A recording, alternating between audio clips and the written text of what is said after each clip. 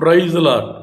ஆண்டவரும் அருமை இரட்சகருமாகிய இயேசு கிறிஸ்துவின் நாமத்தில் நான் உங்களை வாழ்த்துகிறேன். மறுபடியுமாக கர்த்தருடைய பரிசுத்தமுள்ள சன்னிதானத்திலிருந்து கர்த்தருடைய பரிசுத்தமான வார்த்தைகள் மூலமாய் உங்களை சந்திப்பது மிகுந்த மகிழ்ச்சி. ஆண்டவருடைய பெரிதான கிருபையினால நாம் தொடர்ந்து தியானித்து கொண்டு வருகிற காரியம் வருத்தங்கள்.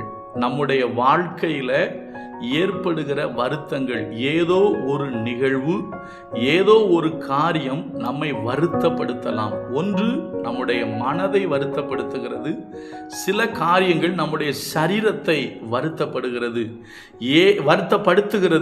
ஏதோ ஒரு விதத்தில் நீங்கள் வருத்தப்படுவீர்களே ஆனால் நம்முடைய ஆண்டவராகிய இயேசு கிறிஸ்து நம்முடைய வருத்தங்களை எல்லாம் மாற்றுவார். இழப்புகள்னால, சில மனுஷர்கள் நடந்து கொள்ளுகிற விதங்கள்னால, நமக்கு எதிராக பேசப்பட்ட காரியத்தினால, நமக்கு எதிராக செய்யப்பட்ட காரியத்தினால நாம் வருத்தப்பட்டு கொண்டு இருக்கலாம். உங்கள் வருத்தங்களை மாற்ற இயேசு கிறிஸ்து வல்லவராயிருக்கிறார். அருமையான தேவ பிள்ளைகளே, நம்ம நேற்றைய தினத்திலே ஒரு காரியத்தை நம்ம பார்த்தோம். மனுஷனுடைய வாழ்க்கையின் மேன்மையே வருத்தம் என்பதை பார்த்தோம். சூரியனை அணிந்திருந்த பெண், சந்திரனை பாதத்திற்கு கீழ் வைத்திருந்த பெண், 12 நட்சத்திரங்கள் உள்ள கிரீடங்களை சூட்டியிருந்த பெண், அவள் பிரசவ வேதனையிலே வருத்தப்பட்டு அலறினாள் என்பதை நம்ம நேற்று பார்த்தோம். இன்றைக்கு நான் இன்னொரு பெண்ணை உங்களுக்கு சொல்ல விரும்புகிறேன். இவளுக்கு ஏற்பட்ட வருத்தங்கள், எதனால அவளுக்கு அந்த வருத்தம் வந்தது என்பதை வேத வசனத்தின் அடிப்படையிலே நாம் பார்ப்போம். நமக்கு நன்கு தெரிந்த ஒரு சம்பவம். அதாவது பெரும்பாடு உள்ள ஒரு ஸ்திரீயை குறித்து நாம் வேதத்தில் வாசித்திருப்போம். நான் வாசிக்கிறேன் பாருங்க. மார்க்கு 5வது அதிகாரம் 25, 26 வாசிக்கிறேன். மார்க்கு 5, 25, 26. அப்பொழுது 12 வருஷமாய் பெரும்பாடுள்ள ஒரு ஸ்திரீ அநேக வைத்தியர்களால் மிகவும் வருத்தப்பட்டு, இவர்களுக்கு முதலாவது வருத்தம் யாருனால வந்துச்சுன்னா டாக்டர்ஸ்னால வந்த வருத்தம். நல்லா கவனிங்க. வியாதியினால வந்த வருத்தம் ஒரு பக்கம் இருந்தாலும் மருத்துவர்களாலே இவர்கள் வருத்தப்பட்டார்கள். இன்றைக்கும் இந்த உலகத்திலே எனக்கே நிறைய பேரை தெரியும், டாக்டர்ஸால வருத்தப்பட்டிருக்காங்க. டாக்டர்ஸுடைய தவறான சிகிச்சையினால ஒரு சில டாக்டர்ஸ், எல்லா டாக்டர்ஸையும் நான் சொல்லலை, இன்றைக்கு இருக்கிற ஒரு சில டாக்டர்ஸ், ஒரு சில மருத்துவமனைகள் சில நோயாளிகளை பணமாக மாத்திரம் பார்க்கிறார்கள், பணம் காய்க்கிற மரமாக மாத்திரம் பார்க்கிறார்கள். சாதாரண பிரச்சனையை பெரிய பிரச்சனையாக ஆக்கி விடுகிறவர்கள் உண்டு. இங்கு எழுதப்பட்டிருக்கிறது, மருத்துவர்களால் அவர்கள் வருத்தப்பட்டார்கள். நன்றாய் கவனியுங்கள். ஒருவேளை உங்க வாழ்க்கையில கூட மருத்துவர்களால் வருத்தம் ஏற்பட்டிருக்கலாம். அந்த காலத்தில் டாக்டர்ஸுடைய அணுகுமுறையும் டாக்டர்ஸுடைய காரியங்களும் வேறு மாதிரி இருந்தது. ஆனால் இந்த காலத்தில் டாக்டர்ஸுடைய அணுகுமுறை, மருத்துவர்களுடைய அணுகுமுறை, மருத்துவமனைகளுடைய அணுகுமுறை மாறிவிட்டது. நான் உண்மையா சொல்லட்டுமா? அதாவது சில நோயாளிகளே சொல்லியிருக்கிறாங்க, இன்சூரன்ஸ் இருக்கு, காப்பீடு திட்டம் இருக்கு அப்படின்னா ட்ரீட்மெண்ட் வேற மாதிரி இருக்கு. இல்லாத வியாதியை இருக்கிற வியாதியாக சொல்லி என்னை அலக்களித்து எனக்கு ட்ரீட்மெண்ட் பண்ணி எனக்கு ஆப்ரேஷன் பண்ணிட்டாங்க அப்படிங்கிறாங்க. மருத்துவர்களால் வருகிற வருத்தங்கள். ஒருவேளை உங்க வாழ்க்கையில கூட மருத்துவர்களால் நீங்க வருத்தப்பட்டிருக்கலாம்.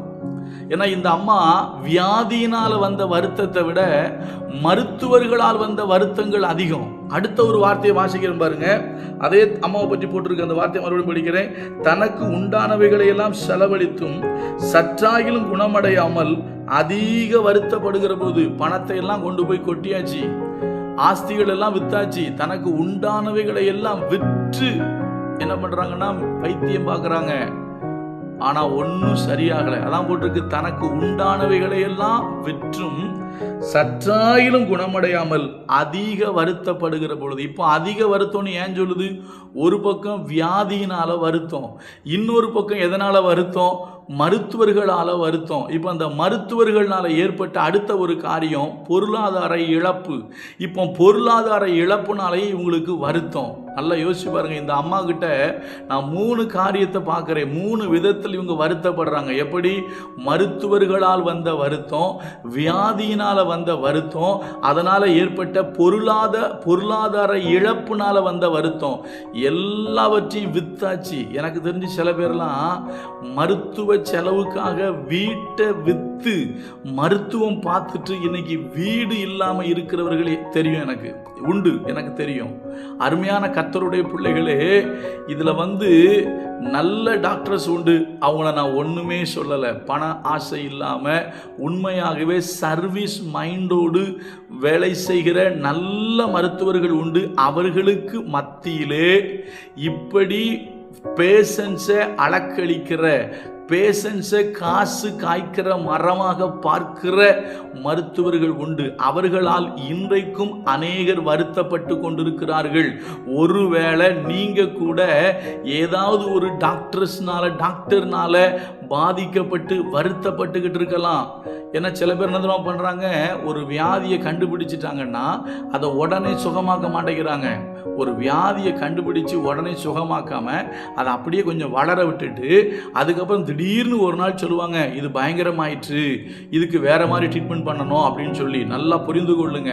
அதாவது ஆரம்பத்திலேயே அதை பார்த்துருந்தா ரொம்ப சிம்பிளா அதை சரி பண்ணியிருக்கலாம். ஆனால் அதை அப்படியே விட்டுட்டு அந்த வியாதி கொஞ்சம் அதிகமானதுக்கு அப்புறம் லட்சக்கணக்கில் பணத்தை வாங்குகிறவர்கள் உண்டு. ஒரு முறை ஒரு சகோதரன் மருத்துவமனையிலிருந்து வந்தார். அவரை போய் பார்க்க போயிருக்கிறேன். அவர் சொன்னதை கேட்டு அதிர்ச்சி அடைந்து விட்டேன். என்ன தெரியுமா? அவர் இருக்கிறார் என்பதை அறியாமலேயே ஒரு டாக்டர்ஸ் தனக்கு கீழ் இருக்கிற ஜூனியர் டாக்டர்ஸ்ட சொல்றாராம், இப்பவே நீங்க இவரை எடுத்துட்டு போய் இசிஜி எடுத்திருக்கணும், எக்கோ எடுத்திருக்கணும், பிளட் டெஸ்ட் எடுத்திருக்கணும், ஸ்கேன் பண்ணிருக்கணும், எல்லாம் பண்ணிருக்கணும். எனக்கு இந்த மாசம் 5 கோடி ரூபாய் டார்கெட்டு. அப்போ நான் எப்படி அதை அச்சீவ் பண்ண முடியும்? நீங்கள் இப்படி பண்ணீங்கன்னு சொல்லி தனக்கு கீழிருந்த மருத்துவர்களை பேசியிருக்கிறார். நல்லா கவனிங்க. இந்த சகோதரன் இதை கேட்டுட்டு ஒரே ஓட்டமாக ஓடி வந்துட்டார். நல்லா கவனிங்க. இன்றைக்கு மருத்துவர்களால் வருகிற வருத்தங்கள், ஒருவேளை நீங்கள் மருத்துவரால் வருத்தத்தை அனுபவிக்கலாம், ஒருவேளை வியாதியினால் நீங்க வருத்தத்தை அனுபவிக்கலாம். இந்த 2 நாளையும், இந்த 2 காரியத்தினாலையும் பொருளாதார இழப்பு ஏற்பட்டு அதனாலையும் நீங்க வருத்தத்தை அனுபவிக்கலாம். ஆனால் ஒன்று, இந்த அம்மா இயேசு கிறிஸ்துவை குறித்து கேள்விப்பட்டு அவருடைய வஸ்திரத்தின் ஓரத்தை தொட்ட பொழுது அவர்கள் உதிர போக்கு, அதான் பெரும்பாடுள்ள ஸ்திரீன்னு போட்டிருக்கோம், அந்த உதிர போக்கு நின்று போய்விட்டது. இயேசு கிறிஸ்து அந்த தாயாருக்கு ஒரு விடுதலையை கொடுத்தார். அதே இயேசு இன்றைக்கும் உயிரோடு கூட இருக்கிறார். ஒருவேளை நீங்க வைத்தியர்களால் வருத்தப்பட்டிருக்கலாம், வியாதியினால் வருத்தப்பட்டிருக்கலாம், அது நிமித்தம் ஏற்பட்ட பொருளாதார இழப்பினால் நீங்க வருத்தப்பட்டிருக்கலாம். இன்றைக்கு கர்த்தரை நோக்கி கூப்பிடுங்க. உங்க வருத்தங்களை மாற்ற இயேசு கிறிஸ்து வல்லவராயிருக்கிறார். கர்த்தர் நல்லவர். அவர் கிருபை நம்மேல் என்றும் உள்ளது. God bless you.